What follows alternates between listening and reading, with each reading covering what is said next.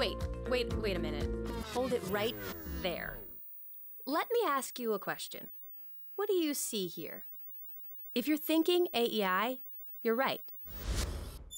This is the headquarters of the American Enterprise Institute. But at heart, AEI is more than just a place. AEI is an idea.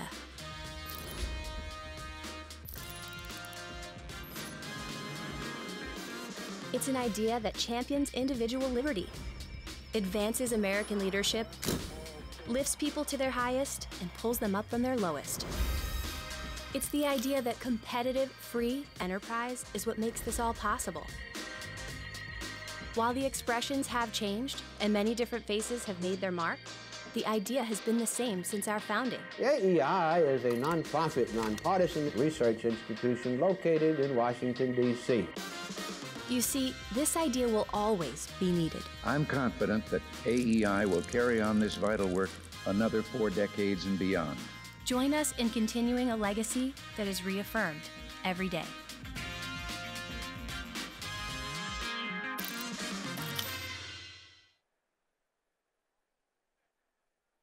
Ladies and gentlemen, please welcome AEI President Arthur C. Brooks.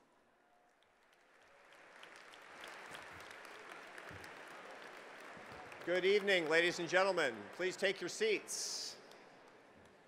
Good evening, ladies and gentlemen. I'm Arthur Brooks, President of the American Enterprise Institute. Welcome to the 2018 Annual Dinner and Irving Kristol Award. We're here tonight with old friends and new friends and good food in this beautiful setting to celebrate here at the National Building Museum a community that we have built together. AEI is a community of 250 scholars and staff and 1,600 supporters. As many of you know, we were founded in 1938, 80 years ago this year. This is our 40th annual dinner. Amazing. Some of you have been to most of them. My first AEI annual dinner was in 2007. I was a professor at Syracuse University, and I was invited as a visiting scholar at AEI to attend this wonderful event. And my wife, Esther, and I, we came down from Syracuse like country mice, and we looked at this crowd and we said, these are people I only ever see on TV. And we were watching the speaker with binoculars, and which gives you an idea what table I got. And Esther turned to me and she said, can you imagine hosting this dinner? And I said, no chance. America is such a great country. Within a year, I was president of the American Enterprise Institute. You never know what life has in store for you. This is my 10th year as host of this event, and it's also my last. As many of you know, I announced a few months ago that this is the last year of my presidency of AEI. Over the past 10 years, I've given over 1,000 public speeches in service of our mission, traveling all over this great country, talking about dignity and human potential, and gathering support for the magnificent work of AEI's scholars, who are, just like you, dedicated to the principles of limited government and a free society, and the belief that America's values are a gift to the world. What a privilege it's been. When I first began this job 10 years ago, I will be honest, I was extremely nervous about speaking in public. I hadn't done it that much. It was something I needed to get better at, and somebody gave me a piece of advice. They told me to read a book, not a lofty piece of literature that our scholars produce, but rather a book on self-improvement. It's a famous book by Dale Carnegie, How to Win Friends and Influence People. And in that book, Dale Carnegie brilliantly travels all over the United States and asks the most successful people the secrets to their success. Now, in that book, when he's talking to a great magician of the time in the 1920s, Howard Thurston, he asks, what is the secret to your performance? You're the greatest performer of your generation. And Howard Thurston, the magician, he said, simple, gratitude. He said, every night before I go out on stage, I recite this little meditation. I am grateful because these people came to see me. They make it possible for me to make my living in a very agreeable way. I'm going to give them the very best I possibly can. And then, right before he stepped out on stage, he said, I love my audience. I love my audience. That gave me a lot of help early on in this job, because gratitude and practice really are the secret to good performance. But I was thinking about that earlier today, and it occurred to me that as I step on stage tonight and I gave that same little meditation of gratitude and love, it's not just to calm my nerves. It's really a sincere expression of the gratitude and love that I feel for the people in this room. And I want to take just a couple of minutes and tell you why I have so much gratitude toward you. To begin with, here tonight among this group are my true intellectual heroes and some of my closest friends. As a graduate student many years ago, I remember reading the works of great AEI scholars, Leon Kass and Nick Eberstadt and Michael Novak. And I thought to myself, I will never meet these people. But they helped me to understand that my views about individual liberty and American strength, they're not weird. And I can be an intelligent, cultured, sophisticated person and maybe even a public or professional intellectual and hold these views. I'm so grateful for that. Nothing gives me greater satisfaction than to support the work of the scholars and staff of AEI. And in particular, I want to mention one. I want to mention the scholar that has had more influence on my thinking than any other single individual, and that's Charles Murray.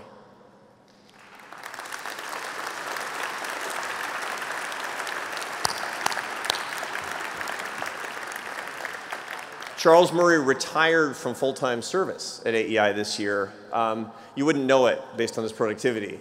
You can't tell when Charles Murray's retired.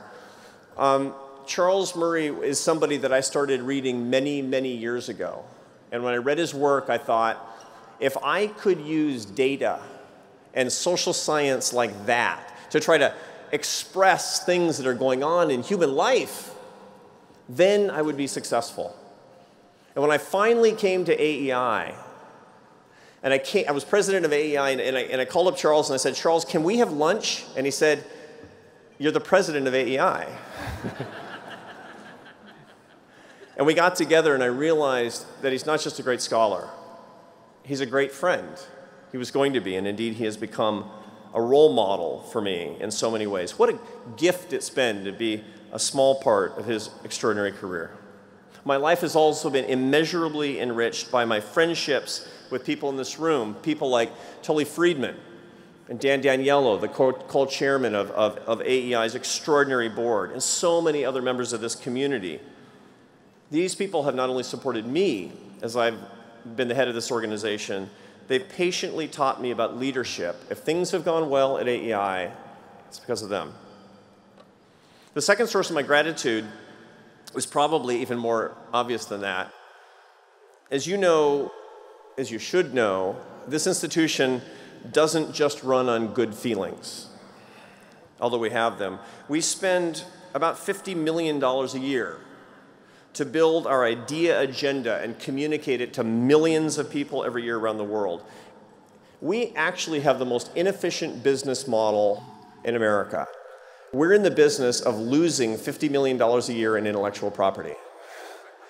And you make that possible. It's incredible. We combine your financial resources with the intellectual resources of our scholars and staff to produce the expression of our shared values on behalf of people at the periphery of society. But here's the greatest source of my gratitude as I finish tonight. At AEI, we have a subversive mission that you support.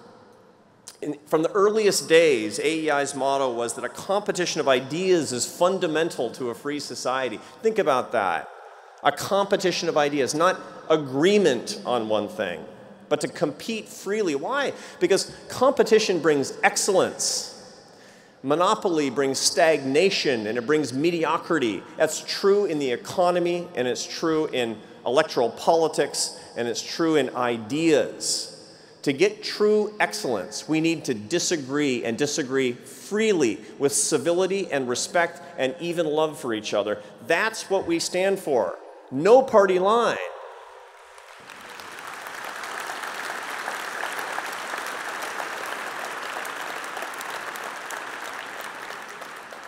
We have a crisis in this country today of too many people in public life not dedicated enough to the competition of ideas, but rather too many people intent on shutting down that competition with insults and intimidation and even contempt. That leads to mediocrity, but it also is morally disordered. Every single person in this room loves someone with whom they disagree politically. When, in our culture of contempt, when strangers on your side politically urge you to say that your loved ones are stupid and evil, we have a major problem. I am most grateful to be a member of a community that rejects the culture of contempt. We are countercultural, and that's fine. We simply do our work and we remember our mission principles. Let me remind you of these mission principles. That we are brothers and sisters. Human dignity is radically equal for all of us, in all circumstances, in all stages of life, every place in the world.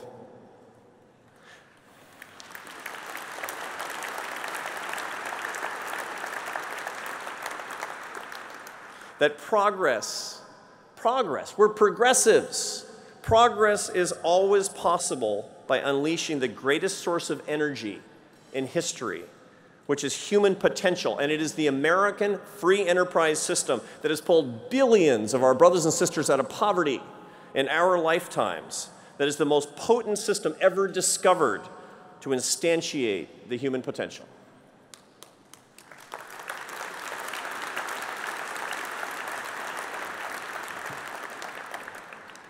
And it's America's international leadership, economic, cultural, diplomatic, and military, that has set people free around the world to live up to their highest potential. And with our hard work and with our prayers, America will always do so.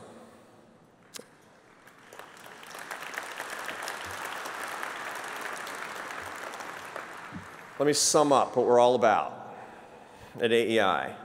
We want America to live up to its promise as a country of ambitious riffraff, pursuing happiness, building something good and meaningful, earning our success, sharing our values, and serving each other. These are the principles that are written on the hearts of the people in this room and instantiated every day by the scholars and staff and supporters and trustees and friends of the American Enterprise Institute. What fills me with gratitude the most is having been given the gift of leading not this organization, but indeed this movement for the past 10 years. God bless you, and thank you so very much.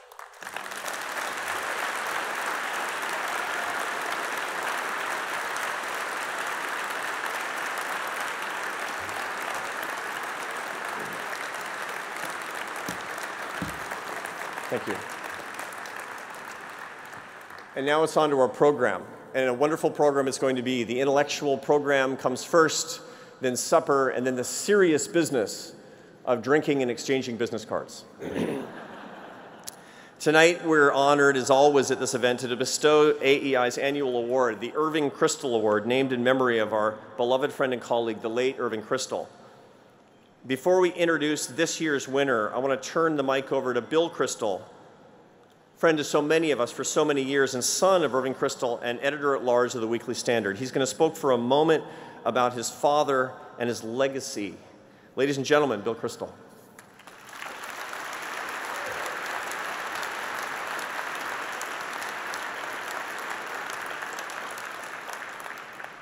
Good evening. It's an honor to join Arthur in welcoming you to this annual dinner and congratulating Boris Johnson on I think it's the 15th Irving Kristol Award.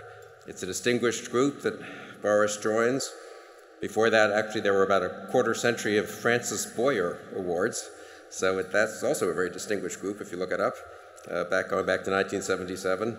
I remember when Chris DeMuth, in 2003, told my father that the AEI board had voted to change the annual award and lecture from the Francis Boyer Lecture to the Irving Kristol Lecture. My father was not much moved by these kinds of honors, honestly, but that one meant something to him. AEI meant so much to him. And I remember later on talking to him and saying, but don't you feel a little guilty, a little bad about Francis Boyer? You know? And my father said, no, not really. So he had a good run, you know. I think the Irving Kristol Award has had a good run, and hopefully has a few more years in it, but it's a dog-eat-dog world out there, you know, creative destruction, all that stuff that people at AEI are in favor of. So anyway, it has been a wonderful group. I mean, preceding Boris, people like Charles Murray, whom Arthur mentioned, and Rabbi Jonathan Sachs, and Benjamin Netanyahu, Leon Kass. Looking over the list, I was reminded that Charles Krauthammer, who sadly, as you know, died this summer, was the second awardee, and really a wonderful talk worth rereading that he gave. My mother, who's slightly indisposed, she's in good shape, but couldn't be here tonight, sends her best to so many old friends and former colleagues. She congratulates Boris. She was pleased, so she told me, it's good that they're giving the award to a magazine editor. And I said, I mean, my mother, you know, has probably read, well, she said to me, I read the Spectator before Boris Johnson was born, back in the 40s and 50s, and read it under his editorship in the, I guess, late 90s, early part of the 2000s, and has read it since. And but I said, you know, Mom, I mean, Boris became mayor of London for 2 terms, I think it was, and then foreign secretary. He's not just a magazine editor, really. And my mother said, for the Kristols, magazine editor is the highest title. So, which I, of course, certainly agree with. I really just want to say a word, but not about my father at this time, but about Arthur. And Arthur didn't know I was going to do this, but his 10 years really have been extraordinary here at AEI. He followed Chris DeMuth, whose, I think it was 22 years, were also extraordinary. And the lesson I take, the deep lesson I take in management and institutions from the tenure of Chris and Arthur is that it's really a good thing for an institution to have excellent leaders. Yeah.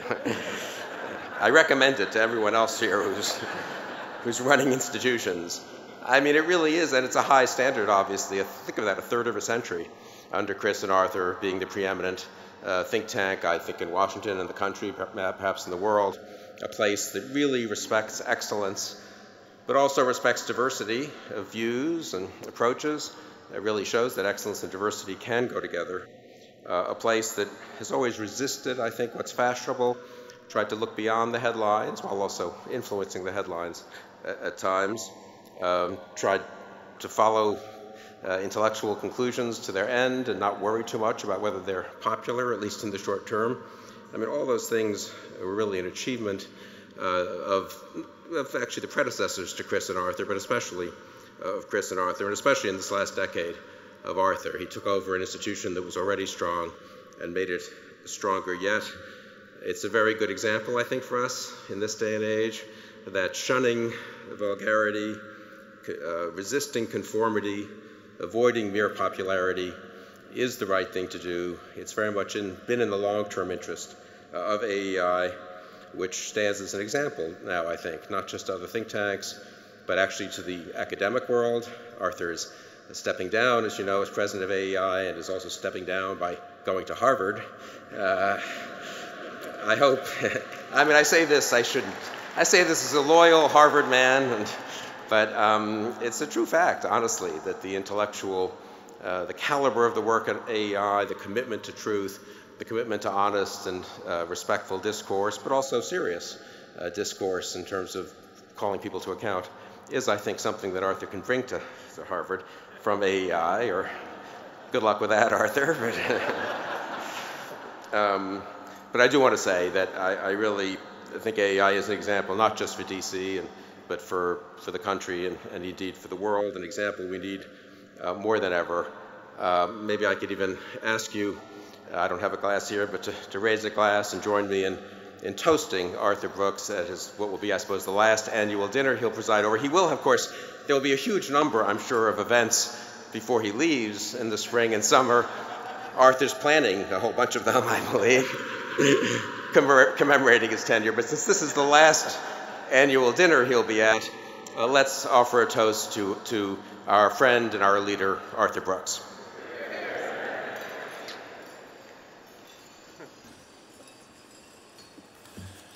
Thank you, Bill, and thank you to all of you. One of the many great things about this job is being able to meet the most interesting people in the world. And it's actually easy. You call them up and say, would you like to come to AEI? And they almost always say yes. It's incredible. And tonight's award winner is one of those people, somebody I've always wanted to meet. Probably you have always wanted to meet him too. He is a member of the British Parliament. He was the UK Secretary of State for Foreign and Commonwealth Affairs. He was the Mayor of London. He's a best-selling author and renowned historian. He's a cult figure in the UK, as a matter of fact, famous for everything from tackling a German politician in a soccer match, to having a bicycle named after him, to his hair. And I say that just because I'm jealous. Most importantly, this is a man who loves liberty, who values free enterprise, and who understands the role that his country and our country play in the future of the world. Ladies and gentlemen, on behalf of the entire AEI community, our scholars, staff, and trustees, it is my honor to officially award the American Enterprise Institute's 2018 Irving Kristol Award to the Honorable Boris Johnson. Thank you. That's very kind. Thank you very much, Arthur. Thank you very much. Thank you. Thank you. Fantastic. Thank you very much. Thank you. Thank you. Oh, don't worry. No, sit down, folks. Sit down, folks. Thank you. I'm most honored. Thank you. Come on. Sit down. And we're going to get through dinner. Thank you. Thank you. Well, I'm very honored. Hello, Boris. Good evening, Arthur. Good evening. How wonderful to see you here. How delighted I was. I was under stress because you had votes last night in the Parliament, and you had to come this morning, and we were watching your flight all the way across the Atlantic. Well, wild horses wouldn't have kept me away, and I'm absolutely thrilled to be here at the American Enterprise Institute. You could have knocked me down with a feather when I got the news that you were going to give me the Irving Kristol Award, and I haven't been so surprised since I was 25 and I got a letter from Monash University, Melbourne, saying that I was going to be a professor of European thought. It turned out to be a case of mistaken identity, but I sincerely hope that's not the case tonight. But this is a very, very important institution. I followed the work of AEI scholars and of people associated with this body for many, many years, and you have been incredibly influential and drivers for change and for things I believe in. And it's great to be here tonight. Thank you, Boris. Thank you for your generosity on behalf of all of us. I want to start, we're going to talk about highfalutin things this evening, but I want to start at the personal level. Something that a lot of people here don't know about you. You were born an American. I was, in New York, where my parents were. I wanted to be close to my mother at the time, as they say, and it was a very expensive decision, because it turned out that the United States, what do you call it, the Inland Revenue? Mm-hmm. Internal Revenue Service. Service. It's well acquainted to the people in this room. Yeah. Well, anyway, in order to help you guys out, they pursued me for the tax on the sale of my primary dwelling in London, even though I hadn't lived in America for 45 years, which I thought was excessive. And so So with great reluctance, and it was a very emotional moment, with great reluctance, I had to forswear that citizenship. And so you renounced your American citizenship? What could I do? I was like the man in the Bible. I went sorrowing for he had great possessions. Or not great possessions in my case, but enough. So you realize that this makes it impossible for you to be elected president of the United States? Yes. Tell me about your upbringing. One of the things that we have in common is that both of our mothers were professional painters. I found that interesting. And so tell me about your childhood. Tell me about your upbringing a little bit. Well, it's absolutely true. My mother she's a painter, and I've always wanted to paint very badly myself, and indeed do paint very badly. But she's been an inspiration to me. By the way, she's very much on the left, and well, I don't know what the relevance of that is, but she is, and but I'm thoroughly supportive of painters everywhere. Well, it's good to know. Boris has the painter vote. And you were brought up in a mixed household, left and right. What brought you to your politics that you currently have? Well, funnily enough, I was pretty kind of middle of the road until university, where I was the exposure to other left-wing students, bourgeois, affluent, hypocritical left-wing students. Oh, the best kind. Who, and their virulent hatred of Margaret Thatcher, about whom I had no really strong views until then, and they supported the miners' leader, Arthur Scargill, in his attempt to bring down the democratically elected government of the UK. And I first felt the stirrings of conservative sentiment then. Fundamentally, you're a contrarian. Well, I suppose I was. That's a good insight there, Arthur. Yes, I was. So we've talked about your mother. My right-wing feelings were triggered, to use the modern word, by a sense of outrage at their glutinous hypocrisy. So why don't we call it that in the United States, the glutinous hypocrisy? Would that win elections in America? I don't know. I think you should give it a go. So when was your first elective office? As a student, I won something as a student, I think. But my first I tried to get elected in Wales in 1997, which was the year of the biggest conservative rout since 1906, and I fought Clwyd South, and Clwyd South fought back in a big way, and I didn't win there, but I then got in 2001 in Henley. And you've been in public life ever since, yeah. Almost. Yeah. I was mayor of London for a couple of times. I've heard that. Yeah. I've heard that. Now, one of the things that you're really well known for, besides public life, besides political life, is being a best-selling author, which is pretty unusual. I mean, it's particularly if it's a highbrow intellectual work, which your Churchill Factor most certainly is. Churchill is somebody you admire a great deal. And in that great book, which I recommend to all of you for your interest, is Boris writes, Churchill matters today because he saved our civilization. And the important point is that only he could have done it. Tell me a little bit about your admiration for Winston Churchill and the key lessons that you learned from him today and that we can all learn from him today. Well, Arthur, the key thing about Churchill was that he was so fantastically brave.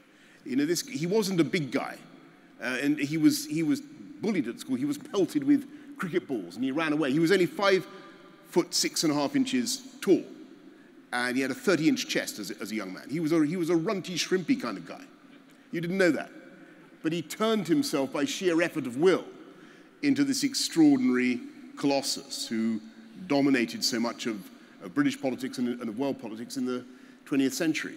And the key point for me is that although he made so many mistakes and got so many things wrong, from Gallipoli, to the abdication crisis, to going back on gold, to his attitude towards Indian independence. He got things catastrophically wrong.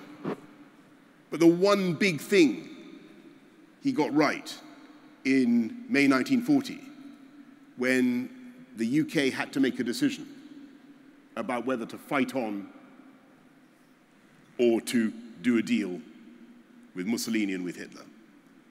And if Churchill hadn't been in that room, there's no doubt at all in my mind that we would have come to terms of some kind.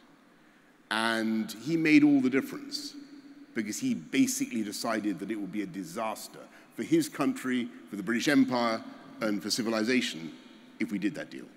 And within a year of that decision, 30,000 British men, women, and children had been killed by Nazi bombs. 30,000.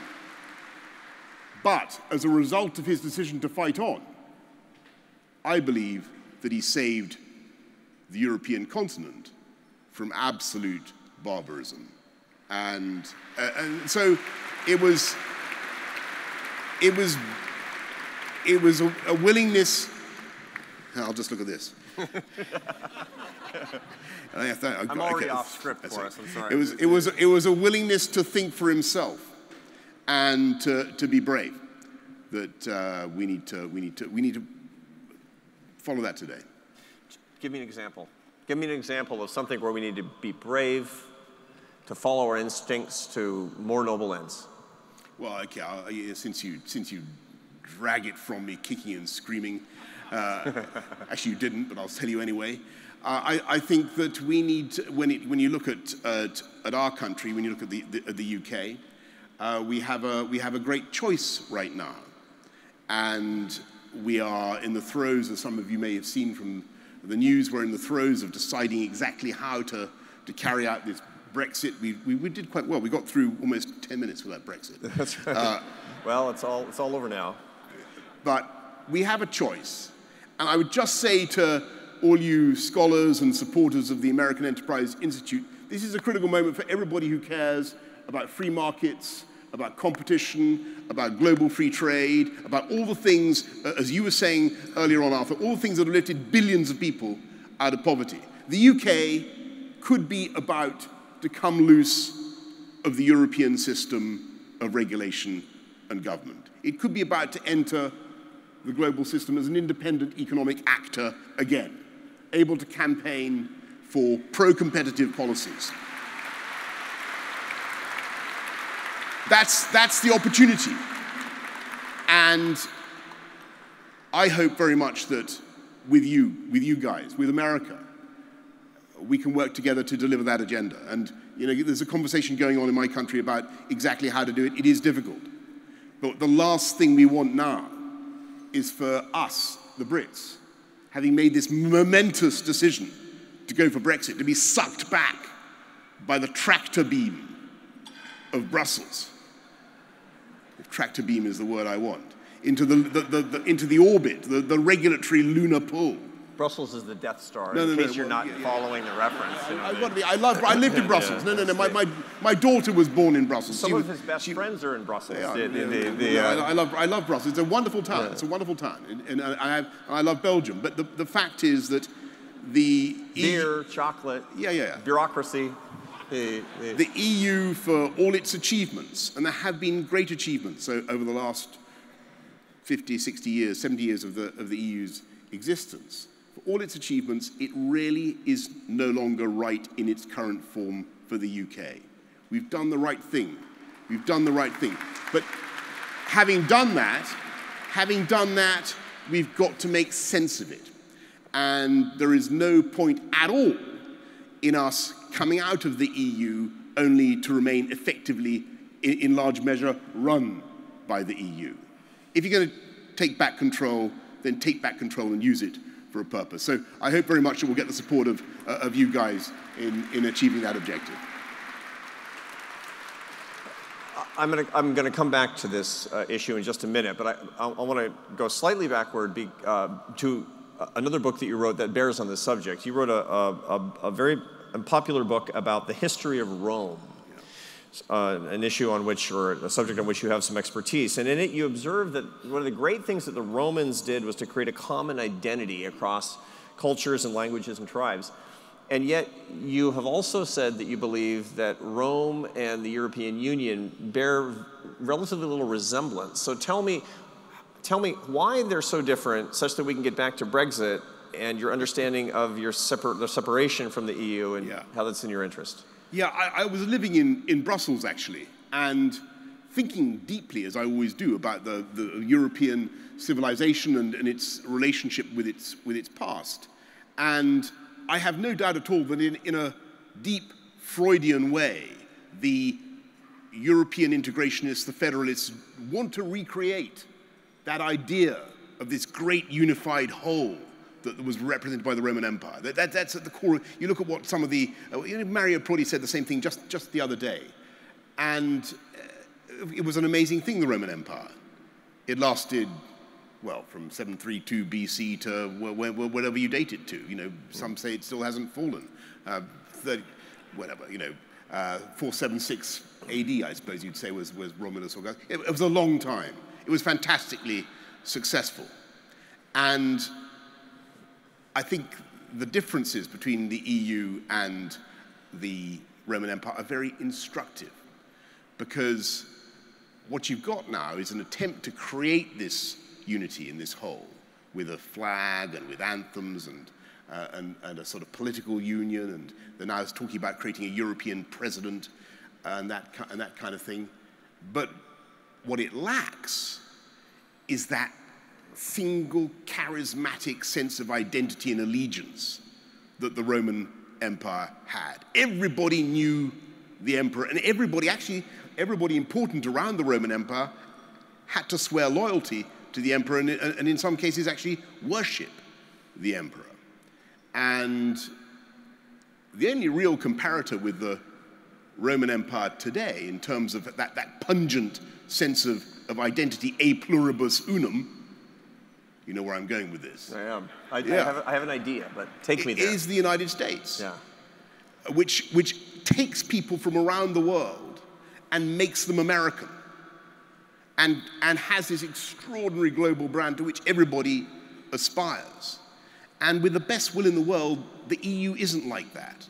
The EU is composed of different proud countries that have their own traditions and their own sense of identity. And yes, I think there is growing a kind of sense of European identity, but it's nothing by comparison with the strength of national feeling in the European continent. And so I think the erosion of democracy in the EU is worrying, and you're seeing some bad effects now.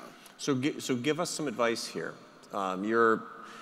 We're American, you're an admirer of the United States, I know you love this country. What do you see in identity politics in America today that reminds you a little bit too much of the subnational identities that have made the EU project impossible to achieve its own claims due to its own internal contradictions? What are the warning signs that you see in America today? I think it'd be impertinent of me to comment on American politics. So God forbid. All I will say is, I think that there is I went to school here. Other members of my family went to school here. You have a thing, you pledge allegiance to the flag. Everybody just sang the Star Spangled Banner. It's a fantastically unifying culture, and I applaud that and I admire that. I have to say, I think it's very important. As for the identity politics, that's a problem everywhere, and we need to be unifying. I appreciate the fact that you admire that. I pray we never lose it. I hope not. I see no reason why you should. I really don't. Now, back to Brexit. Now, you have strong views, obviously, well-known strong views on Brexit. A lot of your fellow citizens in the UK disagree with you on this. You're a national leader. People look to you for leadership going forward in your country. Who knows what the future might bring? What are your plans for bringing America back together as a people across the terrible fissure that is differences on Brexit? Well, as I say, I think America is in good shape. I'm not going to comment on about it. I think I'm being pertinent of me to worry about America, or even, you know, if I were to recover my American passport, I might, you know, take a role. But that's not going to happen. In the UK, what we need to do is get on and deliver a great Brexit. And I have my views about how that should be done. I think it's possible to do that. I think that a vision was sketched out at Lancaster House in January of last year, that a big free trade deal and so on. So we need to get that done. Then we need to bring people together. I think people will want to come together. The best thing possible to unify our country would be if we could have beaten the French in the World Cup. I mean, that would have been, that was my plan. But, you know, we're back to the drawing board there. We came fourth. We came second in the Olympics, by the way. Oh, yeah. Yeah. Yeah. To you. Still wasn't bad. You were modest in your advice to the United States, but I want to talk a little bit about the United States, in your view, a little bit more. I want to talk about the special relationship with the UK. We talk about it a lot. It's important to us. It inspires all of us. And I know it's important to you in the United Kingdom as well. Tell me, what does the special relationship mean in your view? Where is it, and what are the perils that we face today? I banned the phrase special relationship in the Foreign Office, but because, you know, it sounds kind of needy. I'm not sure that it's much used in Washington. You know, it's a phrase that was coined by, I suppose, Churchill. It's part of it's part of us trying to be more special to you, perhaps, than there's an asymmetry.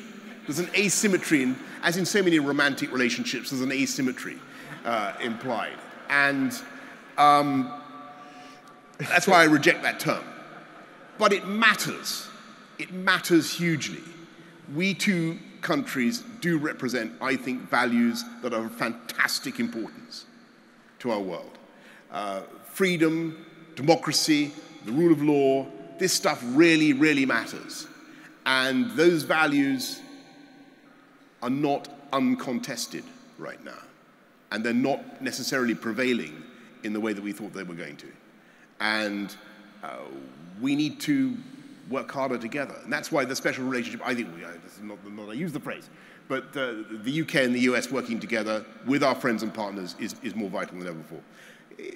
But, you know, these are two countries that are united by economics. I mean, I think we have 1 million people go to work in the UK who are in US companies, 1 million people here in the States in British companies. It's an extraordinary thing, and I guess I'm told you watch the Great British Bake Off. Is that right? There you go. I mean, that is the most enthusiastic response I've had all evening.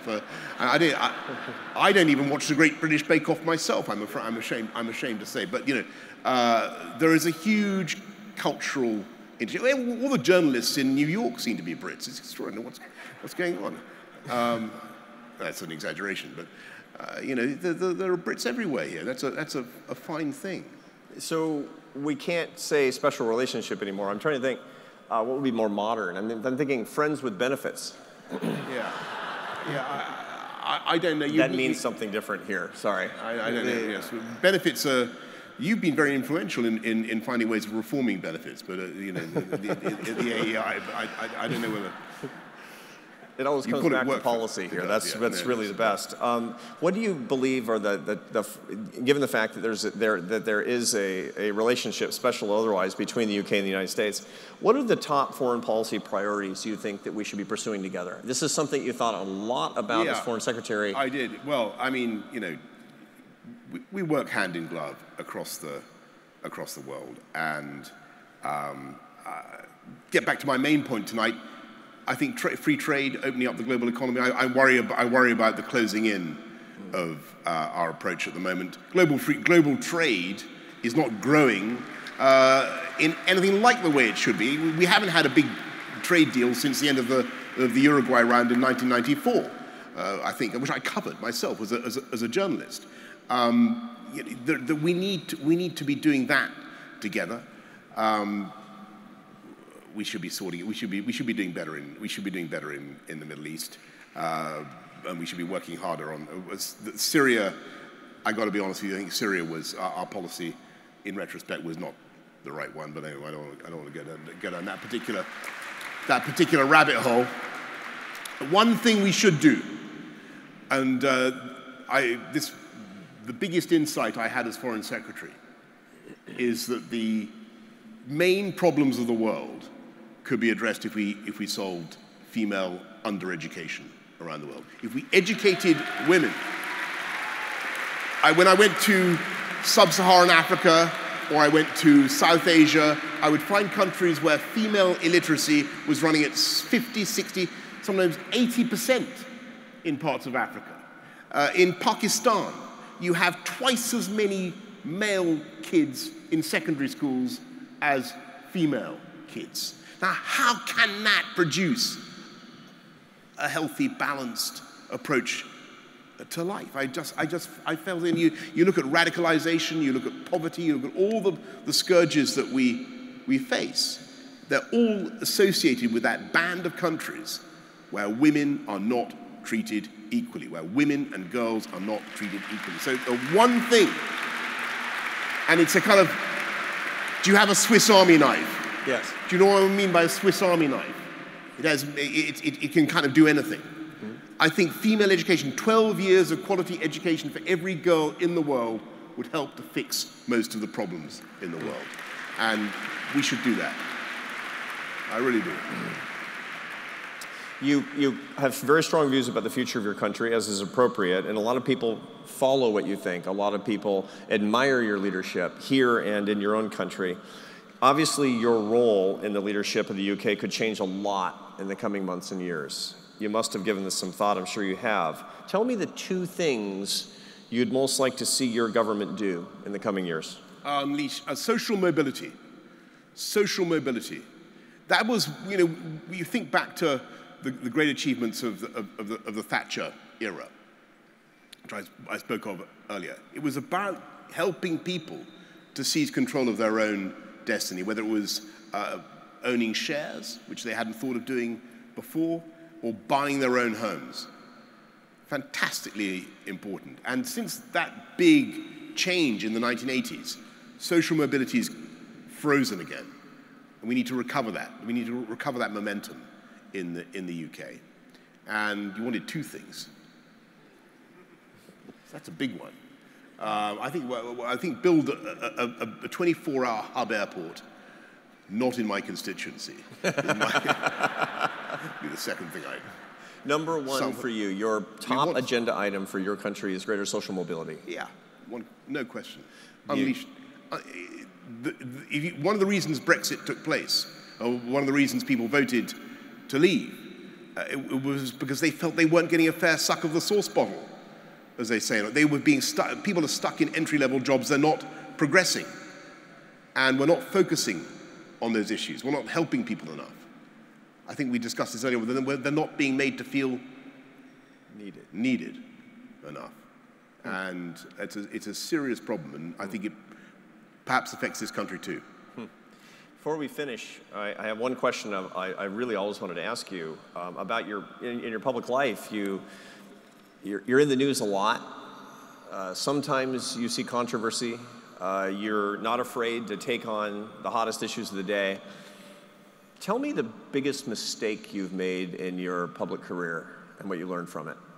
Well, my strategy is to litter my career with so many decoy mistakes. Nobody knows which one to attack. I don't know what, in the course of the last few minutes, I probably said something that the British media will decide is absolutely outrageous. I don't know what it is. Running out of the room. I don't know what it was, but they will find something, believe me. The thing is to keep saying them. I was very proud of a lot of the stuff I did in London, and people attack me for the cycle superhighways, for instance, which are we did these beautiful lanes for the bicycles, which unfortunately block the taxis, and they get very cross. But I defend it. We save lives of cyclists, and I think it's a beautiful thing to do for a city. I'm a totally passionate cyclist, so I don't count that as a mistake. The biggest serious mistake. By the way, bicycles in London are called Boris bikes for a reason, and indeed that's true. Yeah, they are. They're not called Boris taxis. No, we have them now too. There's the electric vehicles. We started them. We started them anyway. It must be. London's going great. Come and visit. Except it was the new guy anyway. Never mind. I did make a big. I'll give you one mistake, and it relates to the news today. And I don't know how are we doing. Just wrap up on this point. Yeah. When I became Foreign Secretary, I decided, I thought there was no objective reason why we should be quite so hostile to Russia, okay? I thought that, yes, there were lots of reasons to be suspicious, lots of reasons to be wary, lots of reasons to be very, very cautious, but I thought it was possible. I made the classic mistake of thinking it was possible to have a reset with Russia. And I wanted to engage with Putin and with Sergei Lavrov and to see if we could start talking about things like Syria, areas where we had, where we needed to engage, where we needed to do things together, tackling Islamist terrorism and so on.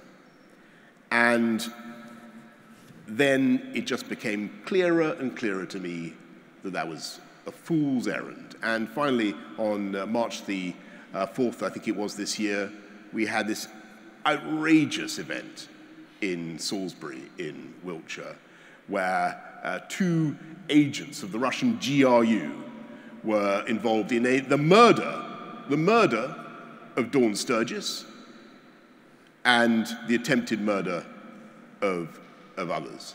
And you see what's happening now with these 2 characters produced in this satirical way by Putin on Russian TV, ask these ludicrous patsy questions, making a mockery of the whole thing. And it really makes my blood boil. And, I just think for a government that wants to be taken seriously to behave like that in 2018, we really have to treat them with, I hold that regime in absolute contempt. I think it's absolutely appalling. And, I'll say it now, I think that and I say to those 2 guys who are on TV, on Russian TV, they are murderers, and if they dispute that fact, then they can sue me in the courts. And I think you just made news, Boris. I mean, you said the biggest mistake you've made in your public career is having trusted the Russians. It wasn't that I trusted them. I believed I was sufficiently